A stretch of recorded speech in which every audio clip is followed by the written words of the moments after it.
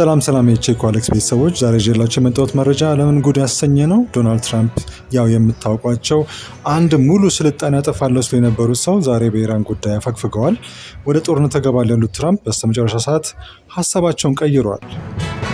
በሌላ በኩል ደግሞ ኢራን የራሷን መንፈሳዊ መሪ አያቶላ አሊ ካሜኒን መቆጣጠር ፈርታለች። እንዲሁም ጣታችን ቃታው ላይ ነው እያለች ያስፈራራች ነው። ዛሬ የምንነግራችሁ ዝርዝር መረጃ እነሆ። እስከ መጨረሻ አብራችሁን ቆዩ። ነገሩ እንዲህ ነው። አሜሪካና ኢራን ለ39 ቀናት ከተዋጉ በኋላ የተኩስ አቁም ስምምነት አድርገው ነበር። ትራምፕ ምን ብለው ነበር?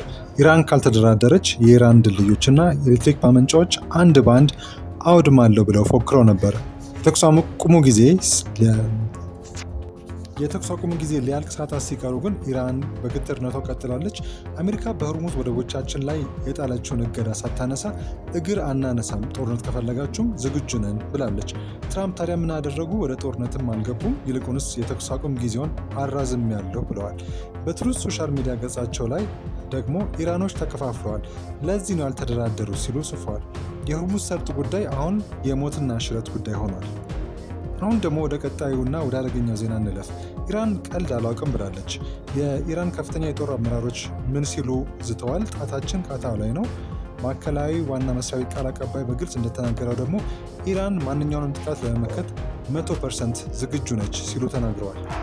አሜሪካና እስራኤል ከዚህ ቀደም ከነበረው የከፋ ትምህርት ያገኛሉ ብለዋል። ማስጠንቀቂያው ቀጥታ ዋይት ሀውስን እና ቴልአቪቭን ኢላማ ያደረገ ነው። በአሁኑ ሰዓት አሜሪካ የጦር መርከቦቿን ወደ ስትራቴጂካዊ ቦታዎች ያንቀሳቀሰች ሲሆን ኢራን ደግሞ በመላ ሀገሪቱ ያሉ የሚሳኤል መተኮሻ ጣቢያዎችን በከፍተኛ ንቃት ደረጃ ወይም ሃይ አለርት ላይ አድርጋለች። ነገሮች ከቃላት ጦርነት አልፎ ወደ ከፋ ፍጥጫ ተሸጋግረዋል። አሁን ደግሞ በጣም ወደሚገርመው ሚስጥራዊ ጉዳይ እንለፍ። የኢራኑ መንፈሳዊ መሪ አያቶላ አሊ ካሜኒ በአሜሪካና በእስራኤል ጥቃት ከተገደሉ 50 ቀናት አልፈዋቸዋል። ነገር ግን እስካሁን ድረስ አልተቀበሩ። የደህንነት ስጋትና የሀገር ውስጥ አለመረጋጋት ህዝባዊ ተቃውሞንም እንዳያስነሳ ከፍተኛ ፍርሃት በመኖሩ እስካሁን ድረስ አለመቀበራቸውን አንዳንድ ምንጮች ይገልጻሉ። ከ30 ዓመት በላይ ሀገሪቱን የገዙ ሰው የት እንደሚቀበሩ እንኳን አልተወሰነም። ቦታቸውን ተክተው ኢራን እንዲመሩ የተመረጡት ልጃቸው እስካሁን ለህዝብ አልታዩም።